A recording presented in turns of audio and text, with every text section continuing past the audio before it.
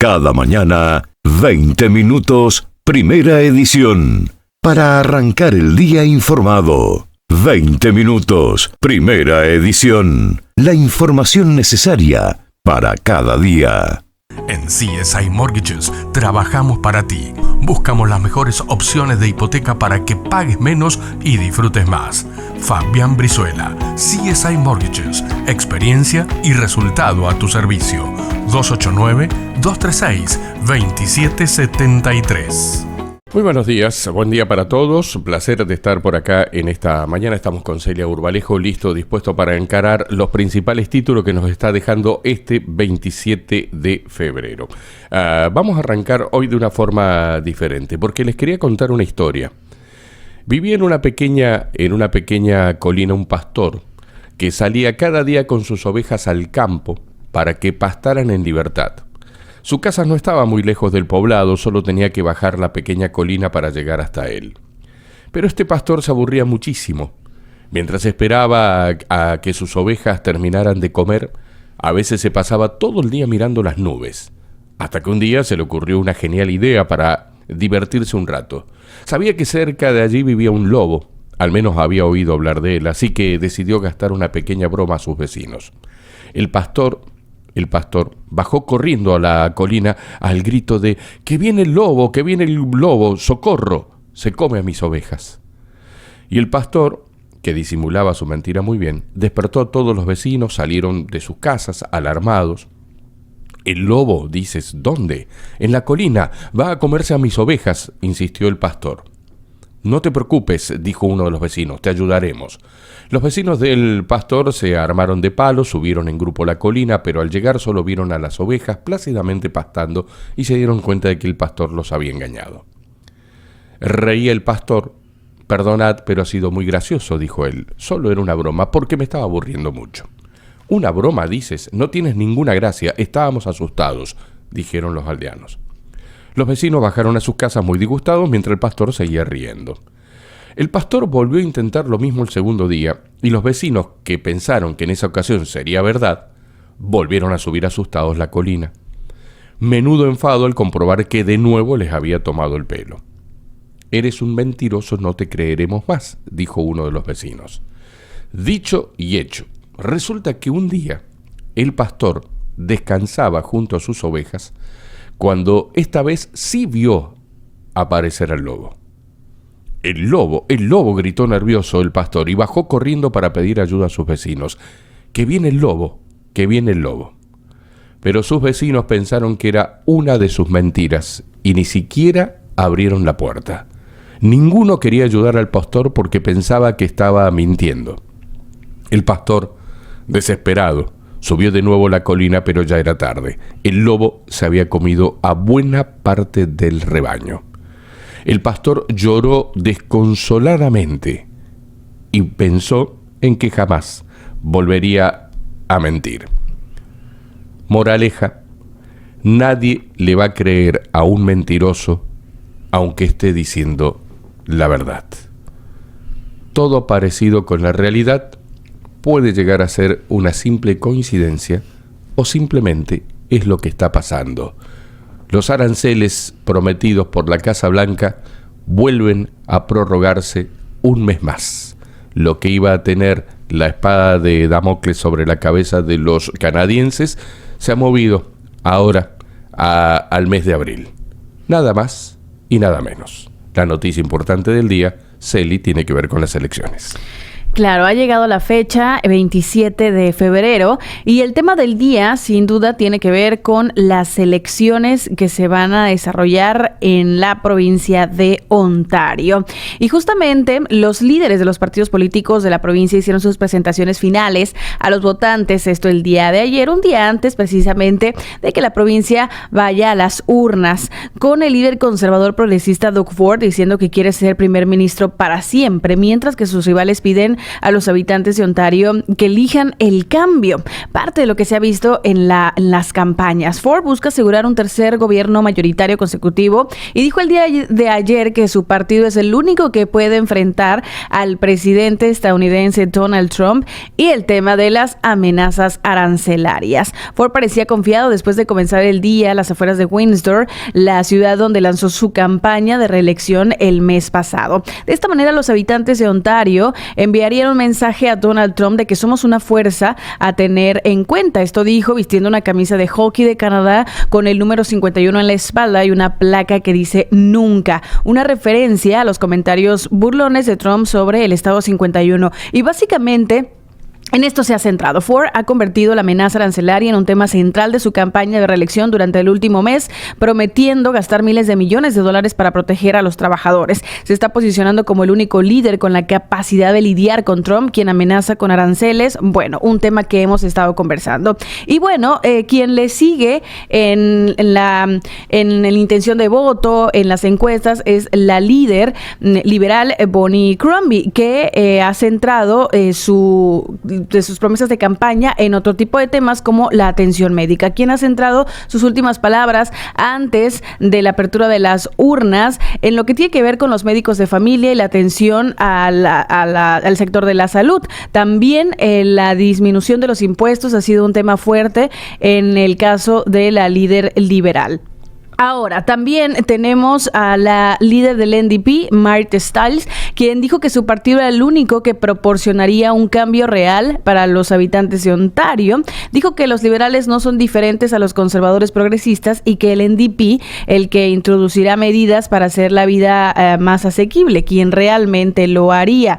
Entonces, también tenemos al líder del Partido Verde, Mike Schreiner, que estuvo en su distrito local de Guelph antes de dirigirse a Kitchener para hacer campaña, quien ganó Aislinn Clancy, quien ganó el segundo escaño en los Verdes en la legislatura en elección parcial en 2023. Y esto es parte de lo que se ha visto el día de ayer en esta última actividad que tiene que ver con las promesas en diferentes campañas. La líder del NDP se refirió a algo que era una preocupación para el día de las elecciones, importante para este día, que tiene que ver con el clima. Mencionábamos que en algunas partes de la provincia, en este momento en el área de Toronto y GTA, hay una caída muy ligera de nieve, pero después de lo que ha sucedido en semanas pasadas con acumulaciones considerables, lo refirió como una preocupación el clima por las bajas temperaturas y que esto podría afectar pues para las personas que pues, no están decididas aún de salir o no a votar, que podría ser un factor.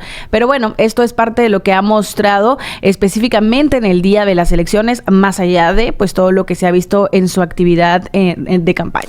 Muy bien, le recordamos a todos nuestros oyentes, a las personas que nos ven a través de las redes sociales y demás, que esta noche la radio y a través de YouTube en vivo vamos a darle una cobertura muy especial al tema de las elecciones en Ontario.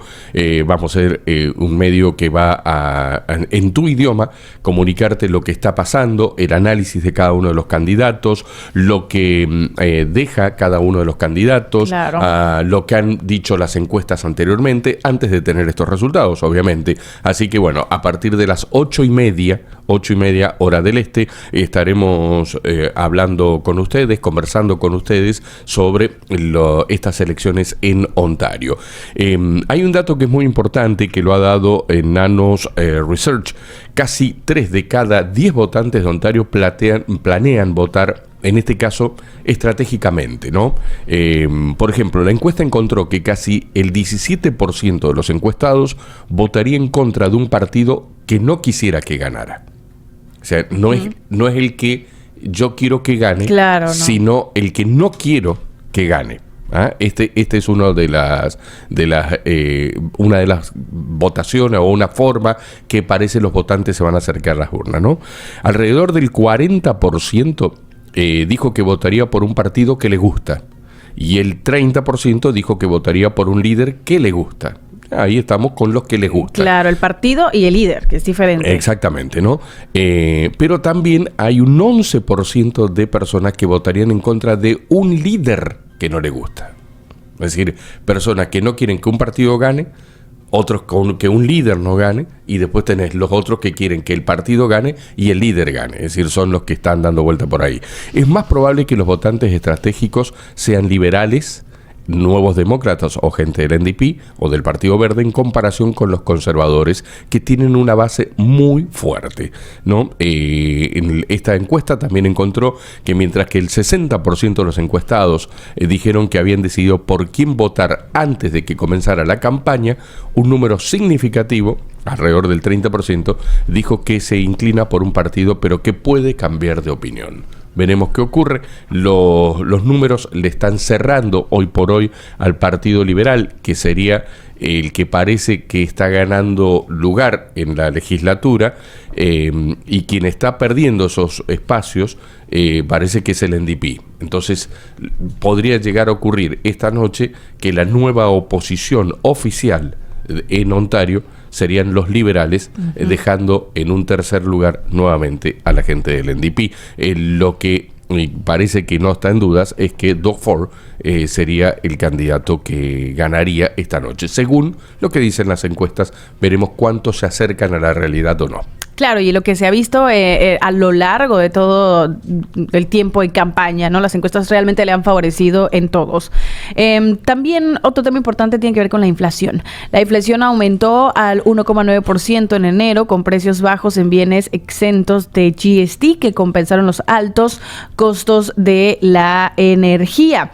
Esto reportándose recientemente y saliendo a relucir también, justo y a propósito de todo lo que hemos conversado, pues con el tema arancelario, con el tema de las elecciones y demás. El índice de precios del consumidor subió al 1,% en enero, 1,9%, ya que los mayores precios de la energía que pesaron sobre la inflación general fueron parcialmente compensados por las vacaciones fiscales del gobierno, según dijo Estadísticas Canadá. Enero marcó el primer mes completo en el que el feriado del GST estuvo vigente, reduciendo temporalmente el precio de los productos a lo que generalmente se aplica el impuesto, incluidas las comidas en restaurantes, el alcohol comprado en tiendas, además de juguetes, algunos juegos y suministros para pasatiempos. Mientras tanto, los precios de la energía aumentaron un 5,3% anual en enero, un salto considerable respecto al mes anterior.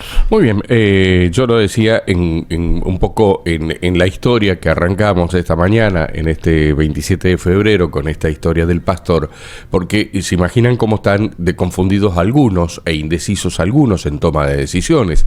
En un momento el presidente Donald Trump dijo que iban a poner los aranceles masivos, luego los retrasa, luego los pone en práctica, luego no los pone, luego los pone de nuevo, pero resulta que en realidad está hablando de aranceles más específicos para más adelante.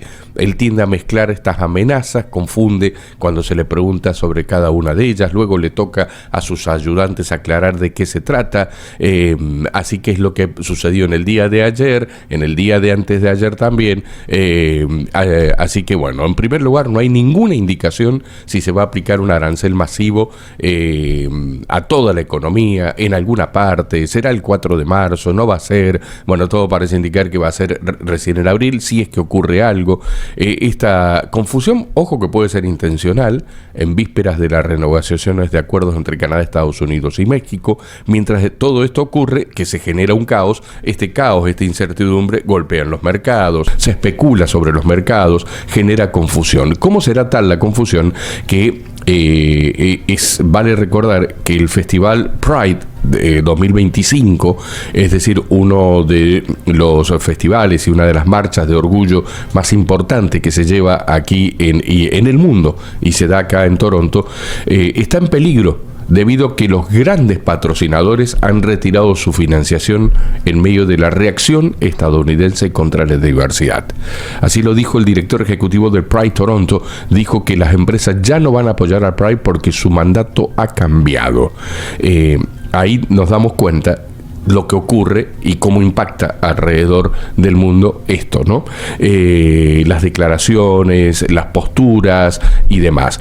Ante la presión pública, una ola de empresas estadounidenses, entre ellas Meta, Google, Walmart, han estado retirando sus iniciativas de esta marcha destinadas a reducir las barreras para los grupos marginados. Bueno, también hay un informe, ya que hemos estado hablando de números, la brecha entre los canadienses financieramente estables y los que luchan contra las deudas se amplía según un nuevo informe. El número de canadienses endeudados está aumentando en todo el país y según un nuevo informe existe una brecha cada vez mayor entre aquellos que se han beneficiado de la disminución de las tasas de interés y aquellos que se han quedado atrás debido a los costos más altos. La agencia de informes crediticios Equifax dijo esta semana que la deuda total de los consumidores en todo el país alcanzó 2,56 billones de dólares en el último trimestre del 2024, un aumento del 4,6% en comparación con el mismo periodo del año anterior.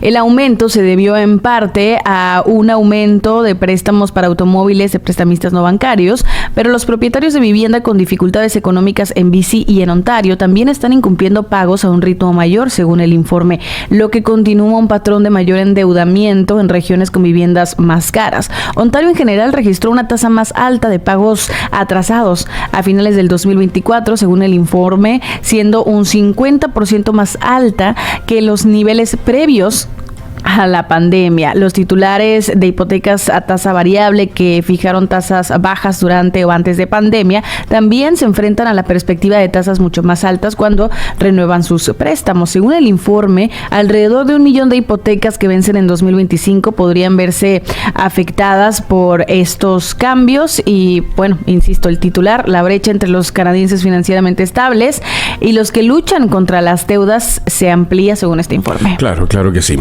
Bien, vamos a nivel internacional, si les parece a ustedes. Golpe a Nicolás Maduro. Donald Trump le dio de baja a las licencias de Estados Unidos para la exportación de petróleo de Venezuela. Beneficiaba a la petrolera Chevron y dejará de estar vigente a partir del 1 de marzo. El presidente norteamericano se quejó de que el régimen chavista no ha acelerado la deportación de los criminales violentos.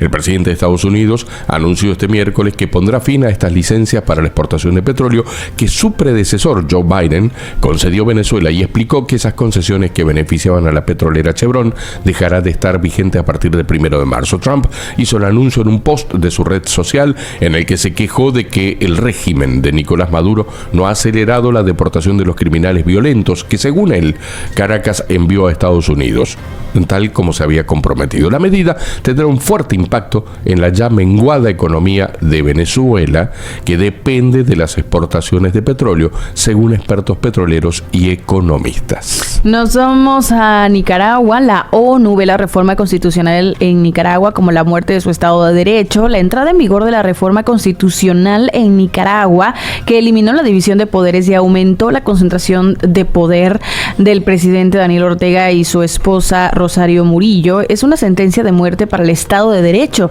Se ha subrayado por parte del medio Agencia EFE, uno de los miembros del grupo de expertos en derechos humanos creado por la ONU para este país. Con una constitución hecha a medida, el presidente y la ahora copresidenta, que lucharon en el pasado contra una dictadura familiar, ha creado otra, pero aún más grotesca, afirmó uno de los 3 miembros del grupo de expertos, que este miércoles presentó una rueda de prensa, un informe sobre el retroceso de las libertades en Nicaragua. Con las modificaciones legales, la pareja presidencial tiene potestad constitucional para suspender todos los derechos, llamar al ejército para emprender acciones policiales y desplegar una nueva policía voluntaria de encapuchados que recuerda tristemente a los que participaron en la represión sangrienta del 2018 que dejó un saldo de 300 fallecidos. Muy bien, seguimos mirando el plano internacional. Si a ustedes les parece, la guerra con Rusia, Donald Trump recibirá a Volodymyr Zelensky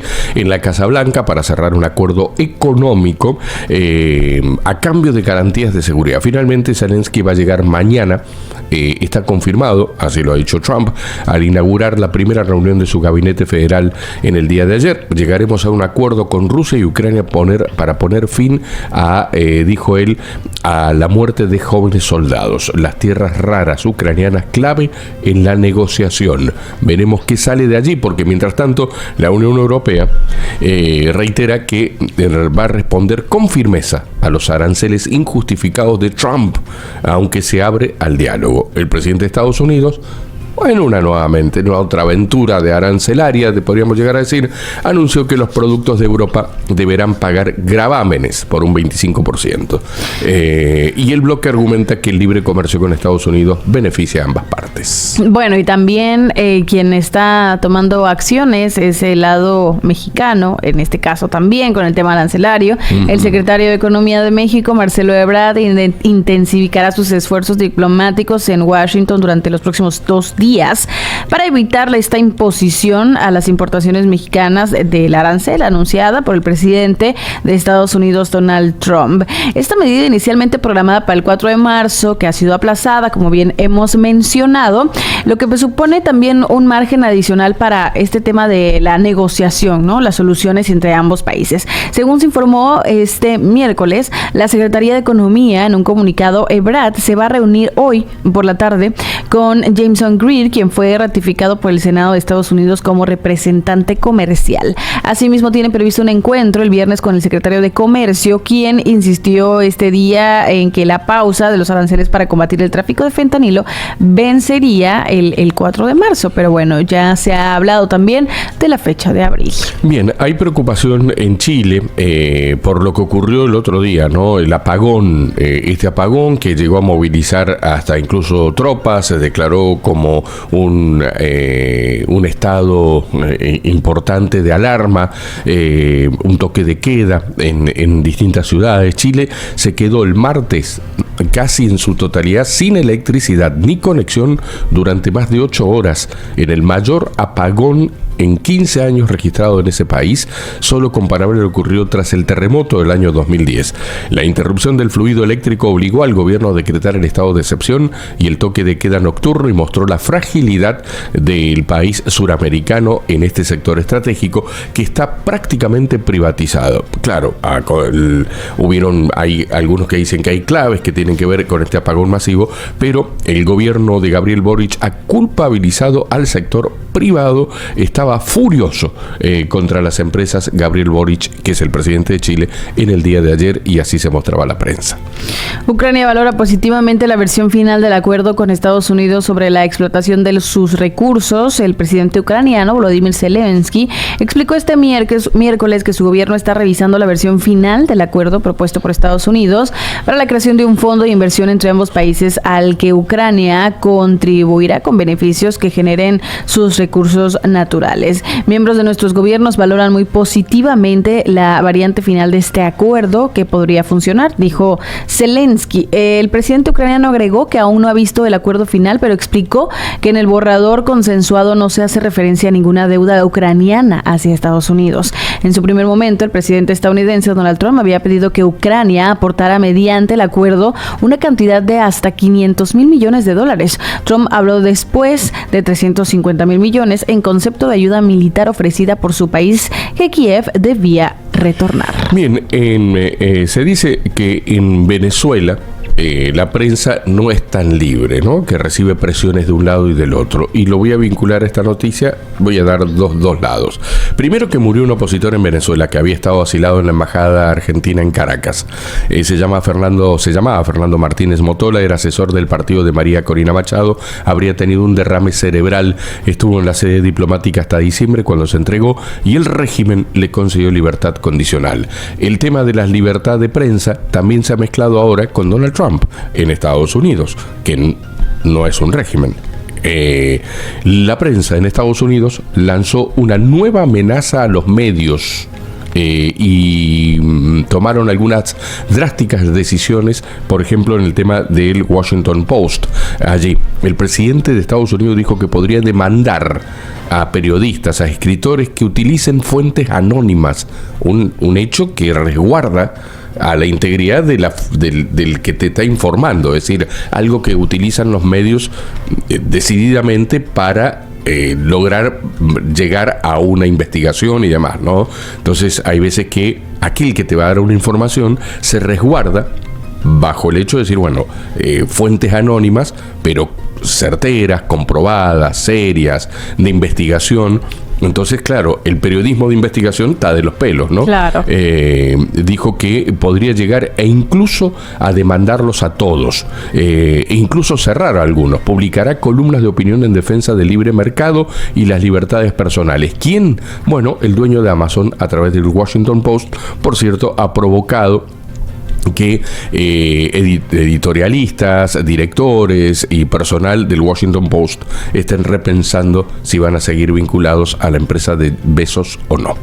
Vamos con una última, Celi. Bueno, la disputa sobre el desarme del grupo terrorista Hamás dificulta los esfuerzos para, pues, el tema de extender el alto al fuego en Gaza. Israel y la organización extremista palestina, junto con la administración Trump y los mediadores de gobiernos árabes, parecen estar lejos de alcanzar un acuerdo para proceder a la segunda fase decisiva de esta tregua. Durante 6 semanas, el acuerdo de alto al fuego, logrado con gran esfuerzo entre Israel y Hamás, sobrevivió a intercambios de rehenes llenos de tensión, disputas sobre supuestas violaciones de este acuerdo y el impacto del inesperado plan del presidente Donald Trump de expulsar a los palestinos de Gaza y tomar el control de la franja. Sin embargo, la frágil tregua podría estar entrando a una fase aún más precaria, con el tiempo agotándose en la primera fase del acuerdo, que dura 42 días y está prevista para expirar el sábado.